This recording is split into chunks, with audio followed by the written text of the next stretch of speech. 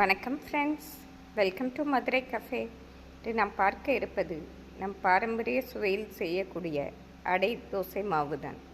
இதற்கு தேவையான பொருட்களை பார்ப்போம்.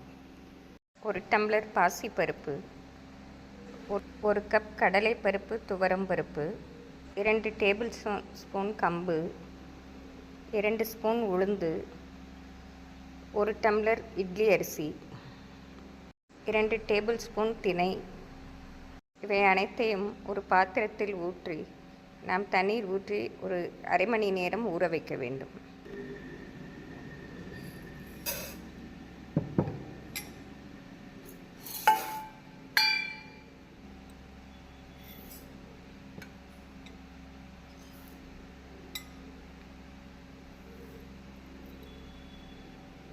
இதை நன்றாக 2 முறை கழுவி இதில் 2 டம்ளர் தண்ணீர் ஊற்றி நாம் அரை மணி நேரம் ஊற வைக்க வேண்டும். ஃப்ரெண்ட்ஸ், இப்பொழுது அரை மணி நேரம் நாம் எடுத்து வைத்திருந்த பருப்புகள் ஊறிவிட்டது. இப்பொழுது இதை நன்றாக கழுவி மிக்ஸி ஜாரில் மாற்றிவிட வேண்டும். நாம் பருப்பை மிக்ஸி ஜாரில் போட்டு அதனுடன் அரை ஸ்பூன் மஞ்சள் தூள், 6 காய்ந்த மிளகாய்,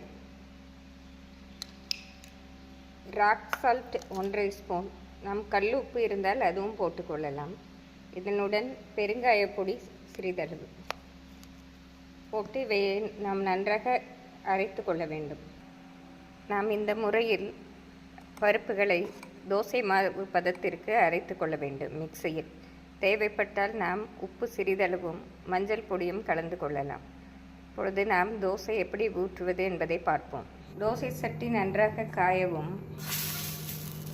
2 கரண்டி அடை தோசை மாவு விட்டு இப்படி ஊற்ற வேண்டும்.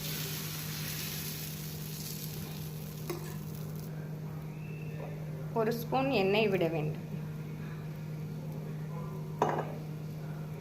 நாம் முருங்கை இலை வைத்திருந்தால் இந்த அடை தோசை மாவுடன் நாம் ஊற்றும் போது போட வேண்டும். இல்லை என்றால் கறிவேப்பிலை இருந்தால் போட்டுக்கொள்ளலாம். நறுக்கிய சிறிய வெங்காயம் இருந்தால் அதுவும் போட்டு சுட்டால் மிக சுவையாக இருக்கும். இப்படி நன்றாக சிவந்ததும் நாம் திருப்பி போட வேண்டும். நாம் அடை தோசை இப்படி வெந்ததும் அதனுடன் 1 ஸ்பூன் பட்டர் வைத்து மூடிவிட வேண்டும். இந்த சுவையான அடை தோசையுடன் நாம் சாம்பார், சட்னி வைத்தும் பரிமாறலாம். வெங்காய கார சட்னி வைத்து சாப்பிட்டாலும் மிக அருமையாக இருக்கும். இதை செய்து பார்த்து எப்படி இருக்கிறது என்று கூறுங்கள். நன்றி, வணக்கம்.